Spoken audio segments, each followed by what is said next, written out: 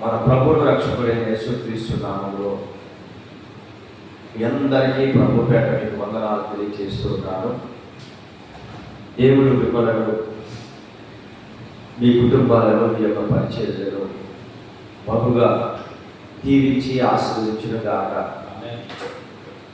సంతోషం. ఈరోజు మరొకసారి విధంగా కలుసుకుని ప్రభుని ఆరాధించడానికి ప్రభు మనకు ఇచ్చినటువంటి ఈ సమయాన్ని బట్టి ప్రభుని మనము స్తుతించవలసిన వారమైన అంతా బాగున్నారని మేము విశ్వసిస్తున్నాం.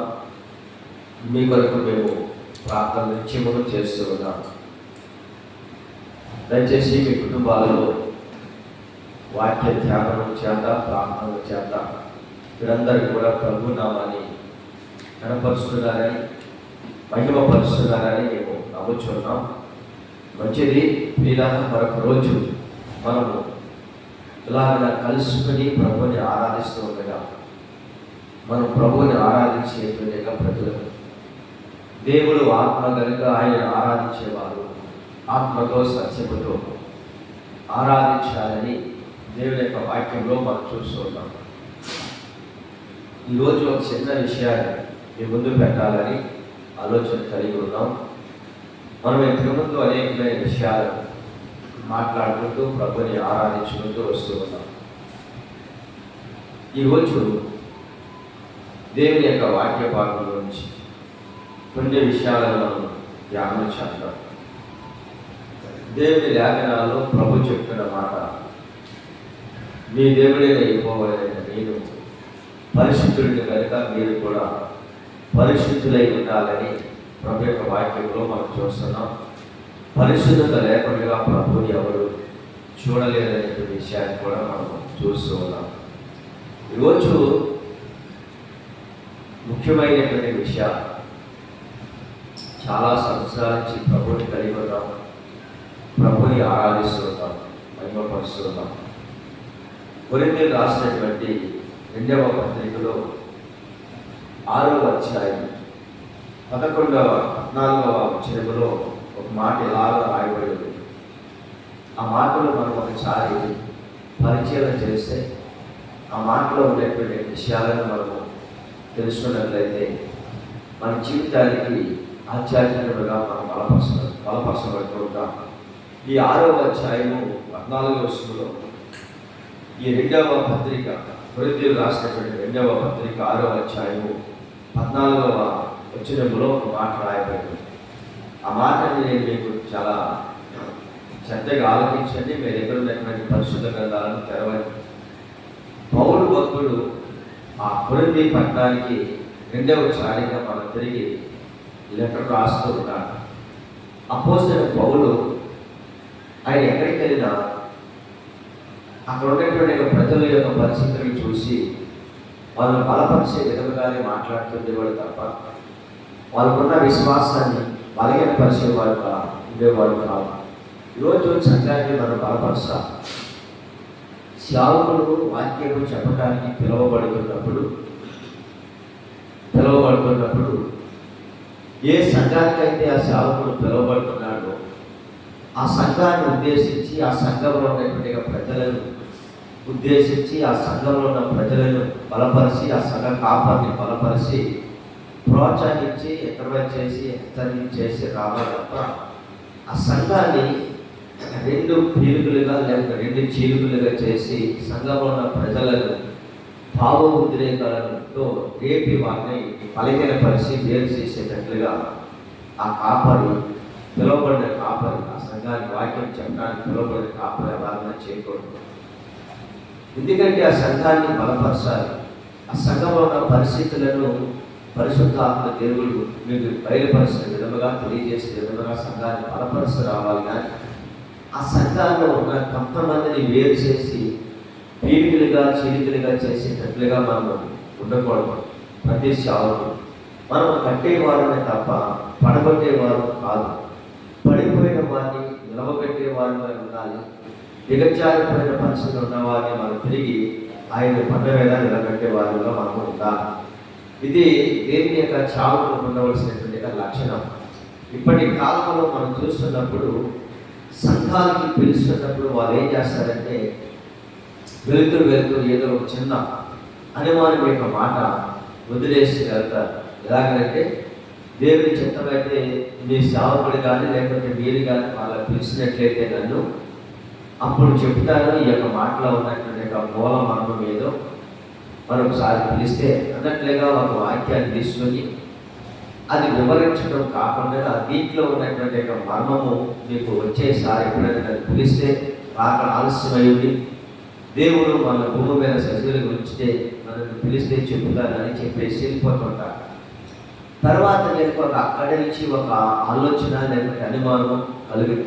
ఏంటి అని చెప్పిన దాంట్లో ఏదో ఉండే మర్మం, అది మన దైవ సేవకులు ఇప్పటి వరకు చెప్పలేకపోయారు అన్నటువంటిది వీరిలో ఒక ఆలోచన కలిగించి వారి ఒక ఉద్దేశాన్ని కలిగించి అలాగ అనుమానపు మాటలను పెట్టి వెళ్ళిపోయేటువంటి వారు కూడా లేకపోలేదు.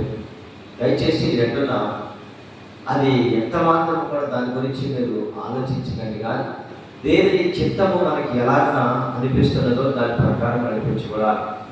ఇక్కడ మీరు అవిశ్వాసంతో జోడిగా ఉన్నప్పుడు ఇక్కడ విషయం చెప్పారు, విశ్వాసి అవిశ్వాసి రెండు తేడాలు ఉన్నాయి. ఇక్కడ విశ్వాసి ఉన్నాడు, అవిశ్వాసి ఉన్నాడు, అవినీతి పరుడు ఉన్నాడు, నీతి పరుడు కూడా ఉన్నాడు.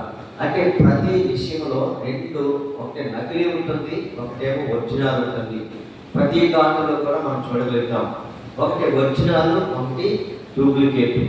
కనుక ఇక్కడ కూడా ఈ అపోస్తలుడైన పౌలు ఇలాంటి మాటలు మాట్లాడుతుంటున్నారన్న విషయాన్ని బట్టి ఆయన ఏమన్నాడంటే, మీరు అవిశ్వాసంతో జోడిగా ఉన్నప్పుడు మీ విశ్వాసం మీరు పరిశుద్ధులు, మీరు దేవుని కలిగిన ప్రజలు, మీరు నీతిమంతులుగా తీర్చబడిన వారు, దేవుని రాజ్యానికి దగ్గరగా ఉన్నటువంటి వారు, దేవుని రాజ్య శుభార్త విషయంలో మీకు బాగా అర్థమైనటువంటి వారు, మీరు విశ్వాసులు. ఎందుకంటే మీ విశ్వాసము సంపూర్ణతలోనికి నడిపించబడేటువంటి రీతిగా స్థాయిగా ఉండాలి. కానీ మీ విశ్వాసము అవిశ్వాసులకు అంటున్నాడు, మీరు అవిశ్వాసంతో జోడిగా ఉండొద్దు. ఎందుకంటే విశ్వాసికి అవిశ్వాసికి చాలా వ్యత్యాసం ఉంది, చాలా తేడా ఉంది. అది పాత నిబంధనలో నుంచి కానీ ఈ కొత్త నిబంధనలో యేసు ప్రభు కాలం లేకపోతే అపోస్తలుడైనటువంటి పౌలు యేసు ప్రభు శిష్యులు కూడా విశ్వాసిని అవిశ్వాసిని గురించి చాలా సార్లు చెప్పుతూనే వస్తూనే ఉన్నారు. కానీ ఇప్పుడు చూడవలసి వస్తుంటే విశ్వాసి అవిశ్వాసి కూడా ఇద్దరు కూడా కాంపిటీషన్ అవుతున్నారు. విశ్వాసి ఎవరో అవిశ్వాసి ఎవరో కూడా తెలియనటువంటి పరిస్థితులు ఉంటున్నారు. వీడు విశ్వాసంగా జీవిస్తున్న ఈ వ్యక్తి మరి అవిశ్వాసంతో జోడిగా స్నేహం కలిగి సహవాసం కలిగి ఉంటున్నప్పుడు లోకంలో ఒక సామెత ఉంది, 6 నెలలు సహవాసం చేస్తే వారే వీరవుతారు. అంటే విశ్వాసి ఒకవేళ అవిశ్వాసంతో సహవాసం చేస్తున్నప్పుడు ఈ విశ్వాసి అవిశ్వాసిని విశ్వాసిగా మార్చేవాడిగా ఉండాలి, లేదంటే ప్రభుని అతనికి పరిచయం చేసేవాడిగా ఉండాలి తప్ప ఈ విశ్వాసి ఏమవుతున్నాడంటే అవిశ్వాసంతో జోడు కలిగి లేకపోతే సహవాసం కలిగి జీవిస్తున్నప్పుడు ఈ అవిశ్వాసి చెప్పినటువంటి మాటలు పెట్టి ఈ విశ్వాసం కూడా ఏమైపోతున్నాడంటే దొరికిపోతున్నాడు. కనుక విశ్వాసంలో నుంచి దిగజారిపోయి అవిశ్వాసి చెప్పిన మాటలను ఆలకించి తాను కూడా తన యొక్క దారిలోకి వెళ్ళిపోయేటువంటి పరిస్థితి ఈ కాలంలో చాలా మంది చాలా చోట్ల మనకు కనబడుతుంది. అది మనం చూస్తున్నాము కూడా. అందుకనే ప్రభు అయినటువంటి దేవుని యొక్క వాక్యంలో ఇక్కడ రాయబడుతున్నటువంటి మాట, పౌలు చెప్తున్న మాట, మీరు అవిశ్వాసంతో స్నేహం చేయకండి, జోడిగా ఉండొద్దు అంటున్నారు. అంటే స్నేహం చేయొద్దు, వేరుగా ఉండండి. పౌలు భక్తులు పేతురు గారు కూడా ఏమన్నారంటే, ఈ మూర్ఖ తరమ వారికి వేరయ్యి మీరు బ్రతకండి అన్నాడు. అంటే ఈ మూర్ఖ తరమ వారికి వేరయ్యి జీవించండి. ఎందుకంటే అవిశ్వాసులుగా ఎవరు మారతారు అని మనం ఆలోచిస్తున్నప్పుడు విశ్వాసి కొంతకాలానికి అవిశ్వాసులుగా మార్చబడుతుంటారు. ఎలాగైనా వారు మార్చబడతారంటే వాళ్ళ విశ్వాస జీవితంలో వారి యొక్క ప్రయాణాన్ని కొనసాగిస్తుంటున్నప్పుడు మారు మనసు పొంది రక్షణ పొంది యేసు క్రీస్తును అంగీకరించి వాళ్ళ విశ్వాసంలో భక్తిని కొనసాగిస్తున్న కొంతకాలానికి వారి కుటుంబాలలో కొన్ని సమస్యలు వెలువడుతూ ఉంటాయి.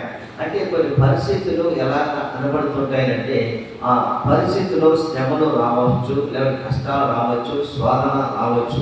అలాంటి పరిస్థితులు వెలగల ఏమైపోతారంటే దేవుడు మాకు ఎలాంటి మేలు కలుగ చేయట్లేదు, మాకు చాలా కష్టాలు అధికమవుతున్నాయి, బాధలు అధికమవుతున్నాయి, శ్రమలు అధికమవుతున్నాయి అని వీళ్ళు ఏం చేస్తారంటే మెల్లమెల్లగా వీళ్ళ విశ్వాసంలో నుంచి అవిశ్వాసంలోకి కొంచెం కొంచెం వెనకొచ్చేటువంటి పరిస్థితి కూడా కనబడుతూ ఉంటాయి.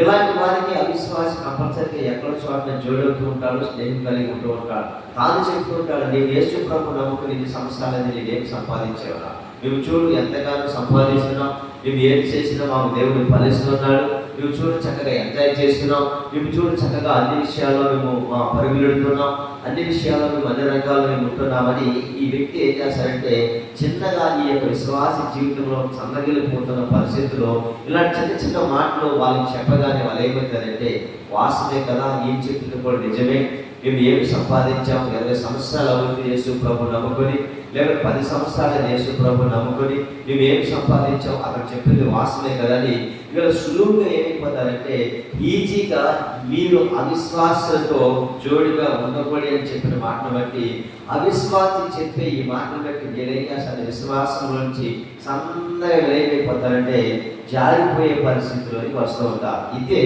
సులువుగా చిక్కులు పెట్టు పాపం అని బైబిల్లో రాయబడి దేవునికి భయపడాలి కాక సులువుగా చిక్కులు పెట్టి పాపాన్ని మనం విడిచిపెట్టాలి. అంటే సులువుగా వాడు ఏం చేస్తాడంటే అపవాది ఎక్కడ దొరుకుతాడని వాడు దేవుని వాక్యంలో ఒకటి కదా, అపవాదంట గర్జించు సింహం వలె ఎదుగుతూ తిరుగుతూ ఉంటాడు.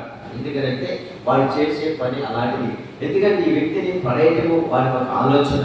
అంటే దేవునితో కలిసి మనము జీవిస్తూ ఉంటుంటే వాడికి ఇష్టం ఉండదు, పరిశుద్ధులుగా జీవిస్తూ ఉంటే వాడికి ఇష్టం ఉండదు. మనము దేవుని చిత్తానుసారంగా బ్రతుకుతూ ఉండగా వాడికి ఇష్టం ఉండదు.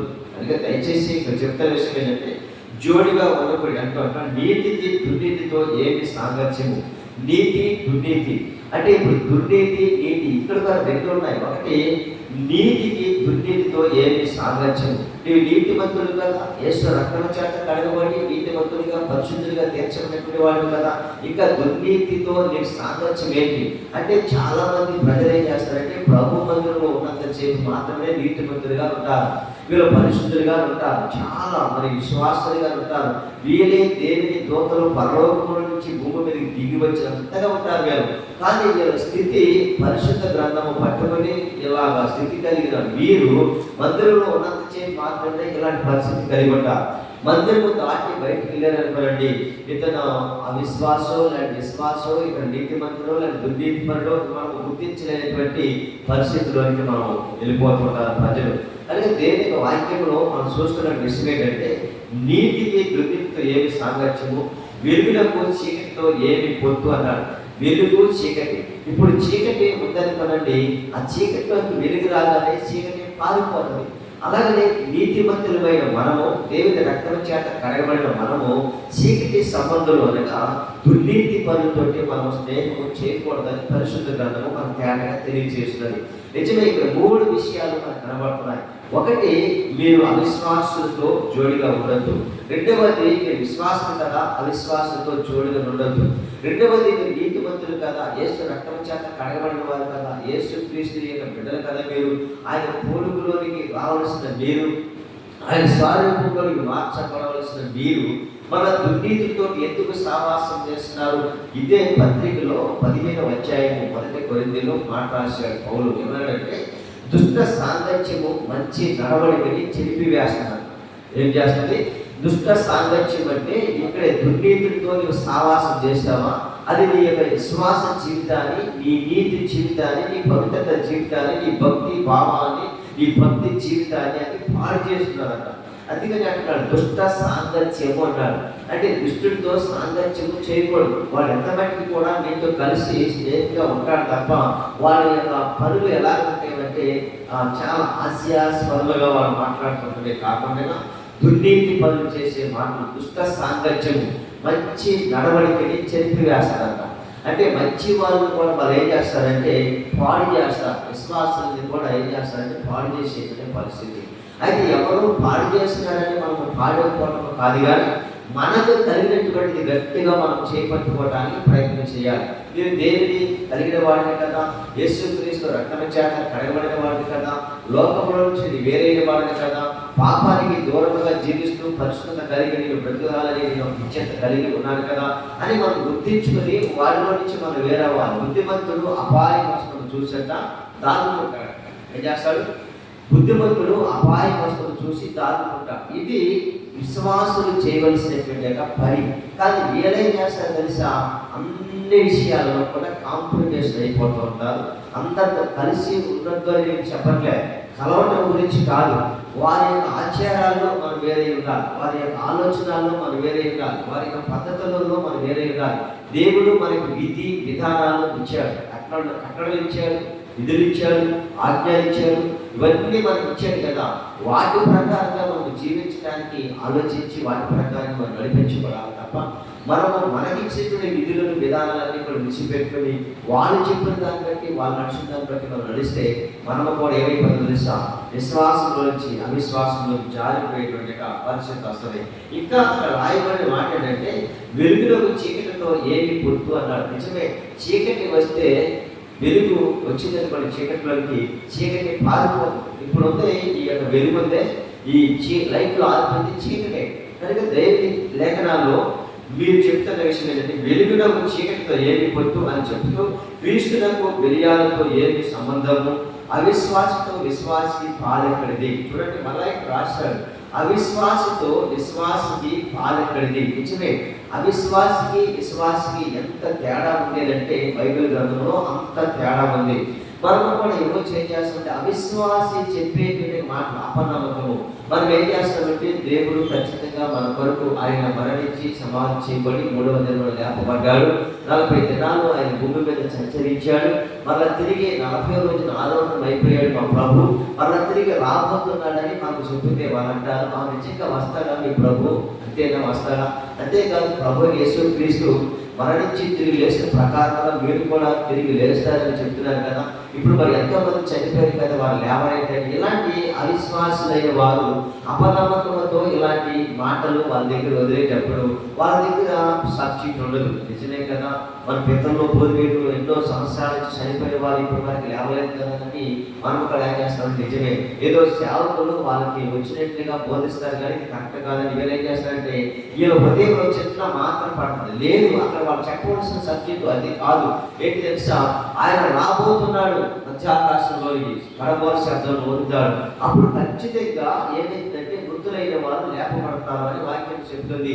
అటు మీదుగా సజీవులమైన మనము ఆయనతో కూడా ఏకంగా ఎత్తబడతామని మా వాక్యం చెప్తున్నది.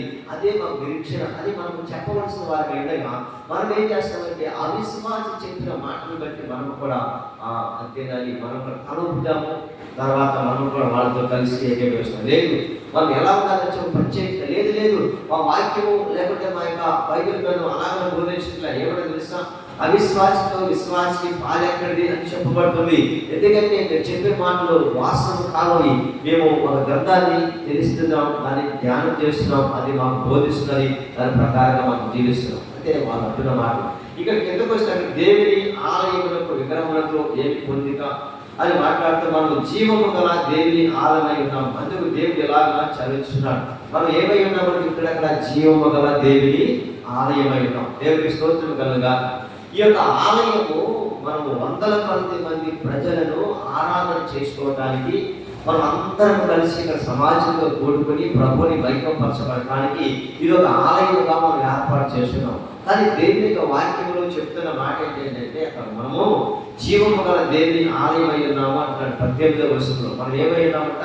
జీవము కలిగిన దేవుని యొక్క ఆలయము. అంటే దేవుడు ఈ యొక్క ఆలయంలో నివసిస్తున్నాడు. ఏ ఆలయంలో నివసిస్తున్నాడు ఆయన అంటే, ఇప్పుడు మనం ఆరాధన చేసుకుంటున్నటువంటి ఈ ఆలయంలో కాదంట, నీ హృదయం అనేటువంటి ఆలయంలో ఆయన నివాసము చేస్తున్నాడంట. అంటే అక్కడ అంటున్నాడు, మనము జీవం గల దేవుని ఆలయం ఉన్నాము, అందుకు దేవుడు ఎలాగైనా చదివిస్తున్నాడు. నేను వారిలో నివసించి సంచరిస్తున్నాను. అంటే ప్రభు ఎవరిలో నివసించి సంచరిస్తున్నాడంటే, ఎవరైతే పరిశుద్ధంగా ఉంటున్నారో, ఎవరైతే విశ్వాస విషయంలో వారు వెనకబడకుండా దేవుడు ఇచ్చిన ఆజ్ఞలను అనుసరించి, ఆయన విధులను కట్టడలను అనుసరించి నడుచుకుంటూ పరిశుద్ధత కలిగి వారి జీవితాన్ని కాపాడుకుంటూ ఉన్నారు. ఆ కాపాడబడుతున్నటువంటి వారిలో ఉన్న దేవుడు ఇది వారిలో ఏం చేస్తాడు తెలుసా, నివసించి సంచరిస్తూ ఉన్నా. దేవునికి స్తోత్రం కలుగుగా. అంటే ఆయన ఎక్కడో నివసించట్లేదంట, ఆయన ఎక్కడో సంచరించట్లేదంట, ఆయన ఎక్కడో తిరగటం లేదంట, మీలోనే నివసిస్తున్నాను, నేను మీలోనే సంచరిస్తున్నాను అని ప్రభు యొక్క వాక్యము మనకు తెలియజేస్తున్నాడు. అంటే ప్రభు మనలోనే నివసిస్తున్నాడు. అంటే దేవుని యొక్క వాక్యంలో ప్రభు అయిన యేసుక్రీస్తు కొండ మీద ఆయన 3 దినాలు సభను ఏర్పాటు చేసి అక్కడ సువార్త ప్రకటిస్తున్నటువంటి భాగంలో ధన్యతల కొండ అంటారు దానిని. ఆ ధన్యతల కొండ లేకుండా ధన్యతల యొక్క ఆ ప్రకారం బోధిస్తున్న విషయంలో ఒక మాట చెప్పాడు. ఏమన్నాడంటే, హృదయము శుద్ధి గల వారు ధన్యులు, వారు దేవుని చూచెదరు అన్నాడు ఆయన. ఎవరైనా ధన్యులంట అంటే ఈ లోకంలో ఆ భాగ్యవంతులైన వారు కానీ లేకుంటే ఆ ధన్యత అని పిలువబడుతున్న వారి గురించి ఎవరి గురించి ఆయన మాట్లాడాడంటే చాలా ఆస్తి పనులు చూసి మాట్లాడలేదు ఆయన. వీళ్ళైనా మీరు ధన్యులను చెప్తూ ఇక్కడ ఏమన్నాడంటే, హృదయము శుద్ధి గల వారు ధన్యులు, వారు దేవుని చూస్తారు. అంటే ఏమి శుద్ధీకరణ అంటే మనకి ఏమి అంటే హృదయము పరిశుద్ధముగా ఉంచుకోవాలి. హృదయం శుద్ధి గల వారు మాత్రమే దేవుని చూడగలుగుతారు. ఇక్కడ ఎందుకంటే నేను వారిలో నివసించి ఏం చేస్తాను తెలుసా, సంచరించబోతున్నాను అంటున్నాడు. దేవుని స్తోత్రం కలుగా. అలములపై జలములపైన అల్లాడుచున్న ఆత్మ, అదే పరిశుద్ధాత్మ ఇప్పుడు నీలో నాలో మనందరూ కూడా సంచరిస్తున్నాను అంటున్నాడు ఆయన. మీలో నివసిస్తున్నాడు అంటున్నాడు ఆయన. ఆయన మహాకాశములు పట్టజాలవాడు 24 పెద్దలతోటి 1000 దూతలతోటి 4 జీవులతోటి పరిశుద్ధుడు పరిశుద్ధుడు పరిశుద్ధుడు పరిశుద్ధుడై గాన ప్రతికారంతో కొనియాడవలసినటువంటి ఆ పరలోకపు తండ్రి అక్కడ ఎవరో సమీపించడానికి తేజస్సులో నివసిస్తున్న ఆ ప్రభు అంట ఈ లోకానికి వచ్చి ఎవరైతే పరిశుద్ధముగా జీవిస్తున్నారో, ఎవరైతే పవిత్రముగా ఉంటున్నారో వారు నివసించట, వారిలో సంచరిస్తున్నాడు. దేవునికి స్తోత్రం కలుగుగా. కాబట్టి ఈ పిడికిడంతా గుండెలో, ఈ పిడికిడంతా హృదయంలో ఆయన నివాసం చేయడానికి అతి యోగ్యత కలిగి కనుక మనం జీవిస్తే ఖచ్చితంగా ప్రభు నీలో కూడా సంచరిస్తారు, నీలో కూడా నివసిస్తారు. అందుకని అంటున్నాడు అక్కడ, నేను వారి దేవుడై ఉందును అంటున్నాడు. ఏమైపోయాడంట, మనకి దేవుడై ఉంటున్నాడంట, వారు నాకు ప్రజలై ఉంటున్నారు. కావున మీరు వారి మధ్య నుండి బయలు వెడలి ప్రత్యేకంగా ఉండండి. కనుక మీరు ఎలా ఉన్నారు తెలుసా, అవిశ్వాసంతో వేరుగా ఉండండి. ఎందుకంటే అక్కడ అంటున్నాడు మీరు అవిశ్వాసంతో జోడిగా ఉండకూడదు అన్న మాట గురించి మన చివరికి వచ్చేసరికి కావున మీరు వారి మధ్య నుండి బయలు వెడలండి. అంటే వేరే ప్రత్యేకంగా జీవించండి. మీరు ప్రతిష్ట కలిగిన ప్రజలు, ప్రత్యేకించబడిన ప్రజలు, ఈ 3 తరం వారికి వేరే జీవించండి పేతురు భక్తులు ఎలాగైతే అపోస్తలుల కార్యంలో చెప్పాడో ఇక్కడ కూడా ఏమన్నాడంటే, కావున మీరు వారి మధ్య నుండి బయలు వెడలి ప్రత్యేకంగా ఉండండి. మీ యొక్క ఆత్మీయ జీవితాన్ని కాపాడుకోనండి, మీ యొక్క ఆత్మీయ జీవితాన్ని ప్రత్యేకంగా ఉంచుకోనండి. ఎందుకంటే ఒక్కొక్కసారిలో దేవుని వాక్యంలో మాట్లాడు మీరు అవిశ్వాసంతో జోడిగా ఉండద్దు అనే మాట గురించి ఏమైనా రాయబడిందంటే బైబిల్లో, మతభేదములను కలిగించు మనుషునికి 1-2 మార్లు బుద్ధి చెప్పిన తర్వాత వారిని విసర్జించండి అంటే వేరైపోతుంది. ఎందుకంటే భేదములు పుట్టిస్తారు వాళ్ళు. ఏం పుట్టిస్తారు అవిశ్వాసమైన వాళ్ళు? ఎందుకంటే మత భేదములను. ఇక్కడ తీతుకు రాసినటువంటి పత్రికలో ఇదే మాటని అపోస్తలుడైన పౌలు స్పష్టంగా తెలిసాడు. 3వ అధ్యాయంలో మీరు దేవుని వాక్యం 10వ వచనంలో చూస్తే మత భేదములు అంటారు. మతములకు దిగిపోయారని అంటారు. బైబిల్ గ్రంథము మతం అనే మాటలు 3 చోట్ల రాయబడి అంటే ఇదే మత భేదములు అనేటువంటి మాట. తర్వాత మా మతంలోని కలవండి రెండేటువంటి మాట మరొక చోట. అంటే ఇది మతము కాదు మార్గం అని మనకి బైబిల్ చెప్తుంది. క్రైస్తవ విశ్వాసమైన వారు మొట్టమొదటిగా నేర్చుకోవాల్సిన కూడా ఇదే. చాలా మంది మీరు కూడా మతంలో దిగిపోయారా, మతంలో కలిసిపోయారా అని అంటూ ఉంటారు. ఎవరంటే వేరే అవిశ్వాసమైన వారు, వాళ్ళు తెలియదు కనుక అంటారు. మీరు చెప్పవలసింది ఏంటంటే మతము కాదండి, అది మార్గము. మతము మనుషులు ఏం చేస్తారంటే అది కలహాలను రేపిద్ది. మతము మనుషులని ఏం చేస్తారంటే భావ ఉద్రేకాలని పుట్టిస్తుంది. మతము కాదు మాది, మతము కాదు మార్గము అని మనం చెప్పాలి. ఎందుకంటే మత భేదములను కలిగించు మనుషులకి 1-2 మార్లంట బుద్ధి చెప్పిన తర్వాత వారిని విసర్జించండి. ఇలాగ చెప్తుండగా కూడా వాళ్ళు మీ మాటలు అంగీకరించినప్పుడంట వాళ్ళని విసర్జించండి, అంటే వాళ్ళు వేరవండి, బయలు వెళ్ళండి, ప్రత్యేకంగా జీవించండి, మీకు కలిగినటువంటి విశ్వాసము గట్టిగా చేపట్టుకోనండి. ఎప్పుడు వరకు అంటే మరణము వరకు మీరు నమ్మకంగా జీవించండి. ఇలాంటి మత భేదములను కలిగించేవారు, వివాదాలను పుట్టించేవారు చాలా మంది ఈ చివరి దినాలు, అంత్యకాలంలో, అపాయకరమైన దినాలు ఎంతో మంది మీలాంటి వారిని, మనలాంటి వారికి సాధ్యమైనంత వరకంట జ్ఞానపరచబడిన వారి సహితమనే మోసం చేసేటువంటి ఆత్మట విడుదల చేస్తాడంట. ఎవరు? ప్రభు కాదు. ఆ మోసం చేసే ఆత్మను కూడా విడుదల చేసేది ఎవరంటే దురాత్మ. అంటే ఆ యొక్క దురాత్మ కూడా అదేం చేస్తుందంటే మోసం చేసే ఆత్మ అనేకలు ప్రేరేపించి ఏం చేస్తారు? నిజాయితీగా, నిష్టగా, పవిత్రముగా, పరిశుద్ధముగా ప్రత్యేకించుకొని, ప్రతిష్ఠించుకొని బ్రతుకుతున్నటువంటి వారి యొక్క విశ్వాస జీవితాలనంట వేరు చేసి ఏం చేస్తారంటే లోకంలోనికి మనం తిరిగి విడిచిపోతుందంట. ఇప్పటికే చాలా మంది క్రైస్తవ విశ్వాసమైన వారు మీరు చూస్తూ ఉంటారు. చాలా మంది ఏంటి, ఈయన విశ్వాసం కదా, ఈయన ఫలానా మందిరానికి వెళ్తాడు కదా, ఫలానా మాస్టర్ గారు ఈయన కూడా తిరుగుతాడు కదా, ఈయన ఇలాంటి వ్యక్తి, అదేంటి ఇక్కడ కనపడుతున్నాడండి అని చాలా మంది తను చూసి ఏం చేస్తారు తెలుసా? తను చూసి అలా మనసు అనుకోవటమే కాకుండా దేవుని నామం తన ద్వారా ఏమైతే తెలిసి అక్కడ అవమానపరచబడుతున్నారు. ఇలాగ లోకంలో విడిచికెళ్ళే పరిస్థితులు ఇప్పటికే వచ్చేసినాయి చాలా మంది. ఎందుకంటే మనసు నిలుపుకోలేనటువంటి పరిస్థితి, వాళ్ళ హృదయాన్ని కాపాడుకోలేనటువంటి పరిస్థితి, వాళ్ళ పరిశుద్ధతను నిలుపుకోలేక, కాపాడుకోలేక వాళ్ళ పరిస్థితి చాలా మంది పాడైపోయేటువంటి పరిస్థితులు వస్తూ ఉన్నాయి. ఎందుకంటే వీళ్ళు ఎలాంటి వారంటే వార్తలు వేయబడిన మనస్సాక్షి కలిగి వారు. ఎలాంటి వారు? వార్తలు వేయబడిన మనస్సాక్షి. ప్రభు మందిరానికి వస్తారు, పొలంలో పాలు పంచుకుంటారు, దేవుని సన్నిధిలోకి వస్తారు, పాటలు పాడతారు, ప్రార్థన చేస్తారు.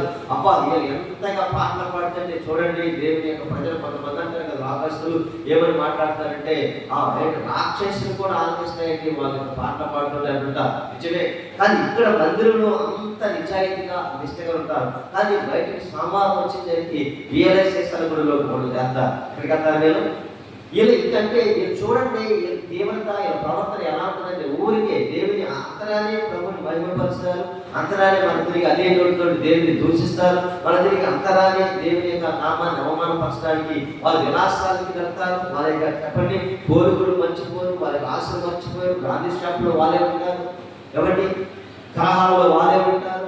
వీళ్ళు ఎందుకంటే వీళ్ళు దేవుని నామాన్ని అవమానపరిచే పని తప్ప వీళ్ళు దేవుని సంఘానికి వచ్చుతున్నారు. రావటం వద్దు అని మేము అనట్లేదు, కానీ రావాలి. కానీ ఎన్ని సంవత్సరాలు వచ్చినా వాళ్ళ జీవితాల్లో మార్పు లేనప్పుడు వాళ్ళని బట్టి అనేక ప్రజలకి వాళ్ళు ఎలాగా ఉంటున్నారంటే అడ్డుపడలుగా ఉంటున్నారు. ఒక్కడ మూలముగా సంఘం పాడైపోతుంది, ఒక్కడ మూలముగా వచ్చే ప్రజలకి వాడు ఏమైపోతున్నాడంటే అడ్డుపడలుగా వాడు ఒక్కడే తయారవుతున్నారు. ఒక్కడ మూలంగా ఎంతమంది పాడైపోతున్నారో ఆ విషయాన్ని తాను తెలుసుకోలేకపోతున్నారు. దేవునికి భయపడాలిగా. ఎందుకంటే ఆ వ్యక్తి మార్చబడ్డారు అనుకుంటున్నాడు, కానీ మారు మనసు దగ్గర ఫలాలు మనసు దగ్గర లేవు. ఎక్కడ చూసినా అతని పేరే ఏర్పడుతుంది, ఎక్కడ చూసినా ఆ వాళ్ళ పేరే ఏర్పడుతుంది. నిజంగా క్రైస్తవులేనండి ఆదివారం వస్తే తెల్ల బట్టలు వేసుకుని వెళ్తారు, సోమవారం వచ్చేసరికి మనందరికి వేలు అన్ని చోట్ల వేలే ఉంటారు. ఇలాంటి వార్తలు మనం వింటున్నాం, ఇలాంటి విషయాలు మనకి చెవిని పడుతున్నాయి. అలాంటప్పుడు మనం ఎంత కరెక్ట్గా మనం ఒక్కరే చూస్తాం, కానీ మనం అనేకమైన వారు చూస్తాం. అవునే కదంటారా?